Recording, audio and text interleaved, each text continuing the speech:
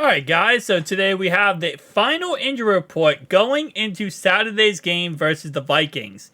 Starting off right away, every single one of our players is going to be playing this game, which is an absolute freaking W, as let's be honest, we have dealt with a lot of injuries as of late. So the fact that everyone is ready to go, is going to be playing, is the biggest W we could get news-wise so far. So Joe Bacci was limited today. He is questionable for this upcoming game, but he should be playing. He's expected to play at least. We'll see if that continues. Jamar Chase, full participant in practice today on Thursday. He is ready to go with his ankle injury. Foot/ankle injury for Tyler Boyd. He was a full participant in practice. He is also ready to go. DJ Turner is going to be a full participant in practice today after 2 limited practices back-to-back. Obviously, you know, our secondary already a little thin with having Cheeto in the injury report with a shoulder. You know, we're getting a little bit more play time, it looks like, from Poison Ivy, which is really awesome. But DJ Turner has been a huge reason why this offense has been, or this defense has been very successful this year. Now, I saw somebody comment down below and ask about Cam Taylor-Britt.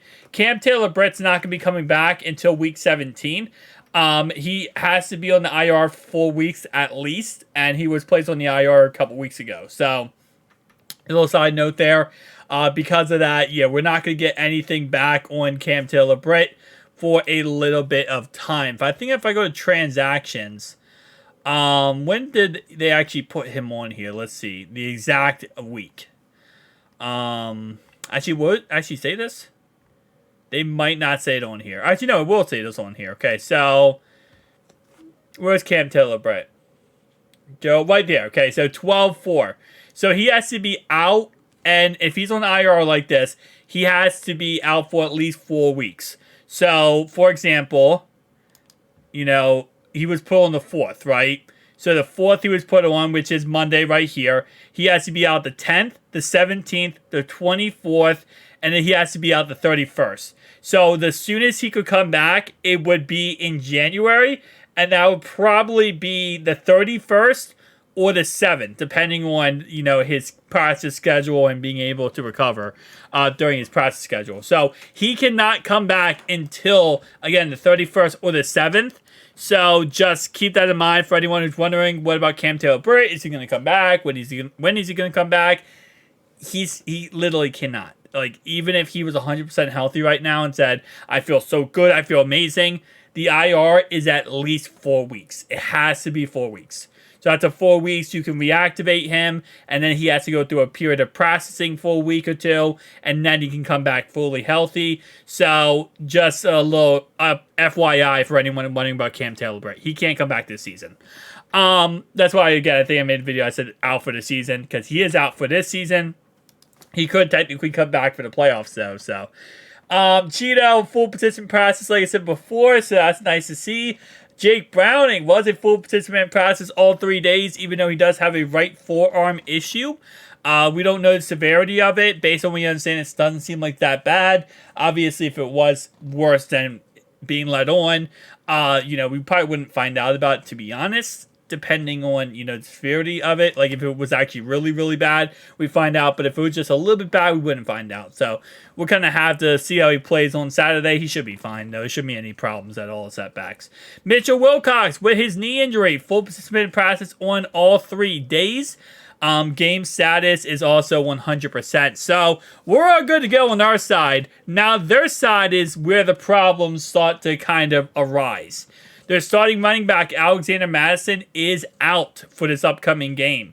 Their wide receiver, Jalen Naylor, is out for this game. Right tackle, Brian O'Neill, is officially out for this game. That means we're going to be going against Hakeem at right tackle. Made a video about it earlier today. And if you don't know who Hakeem is, he is the guy who used to play right tackle for us. He was the right tackle in the AFC Championship game, and yeah.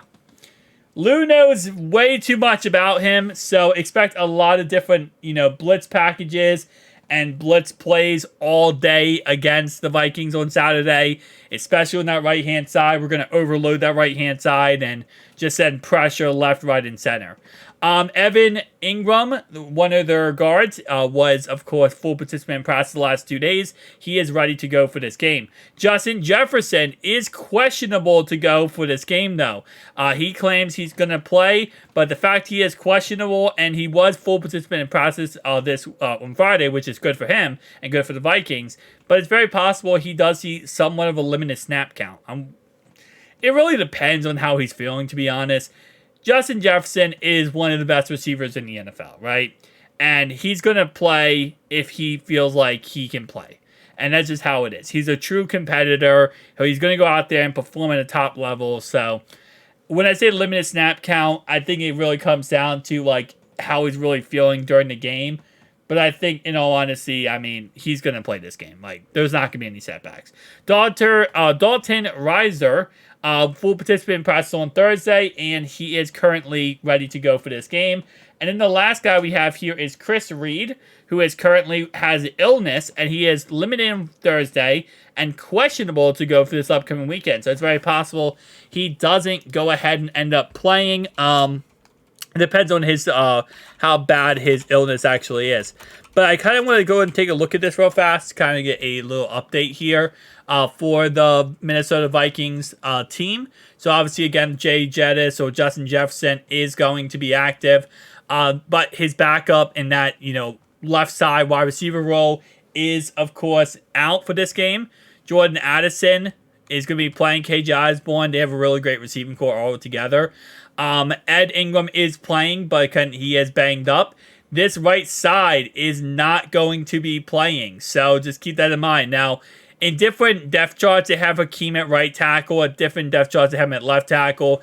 It really depends on what depth chart you look at. So, let me see. If I look at the MinnesotaVikings.com, what do they have Hakeem?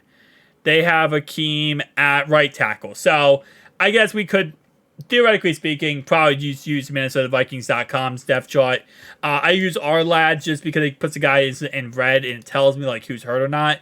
But in reality-wise, if you're going to be the more realistic of where I should be looking, it probably should be the actual official website from Minnesota.com. So, again, like I said, it's going to be interesting to see how many times Lou brings blitzes in this game. Because if he's not bringing blitzes every single play, I'll be heavily surprised. Especially when this is what we're going to be seeing. Brian O'Neill is out. What do? You just blitz like crazy on Hakeem's side. And we're going to see how he holds up throughout this game. I wouldn't be surprised if they end up taking him out of this game and trying to go in with their backup left tackle, David, here, and try to move him over and see if he can get the job done. Because that's how much I'm expecting Lou to absolutely overload that side. Now, they actually have a very good defense. And I do want to go ahead and preface this by saying, some Vikings fans comment on one Vikings fan commented on my video earlier about Hakeem. When I was talking about Hakeem, and they got so offended saying that, like, oh, you're going to realize how good our defense is. I don't think I've ever made a video saying the Vikings did not have a good defense. But, like, he, like, really got offended thinking I was trashing on the Vikings defense. Vikings have a good defense. Their problem is, again, their quarterback right now, being a backup quarterback and a backup right tackle. So, I don't really think their defense is bad in any way. And I think if Kirk was in this game, the game would be a lot better for them and they could beat us. But because they don't have Kirk, we're going to win this game. So I don't know why. I thought it was kind of funny. Just a Viking fan got really offended by me talking about Hakeem and thought I was trashing on their defense for some reason. I did see a couple guys actually from like a couple fans of mine comment on that and was like, what are you talking about? Which I thought was hilarious. But anyway, guys, tell me down below your thoughts and opinions. I'll see you guys next one. Peace.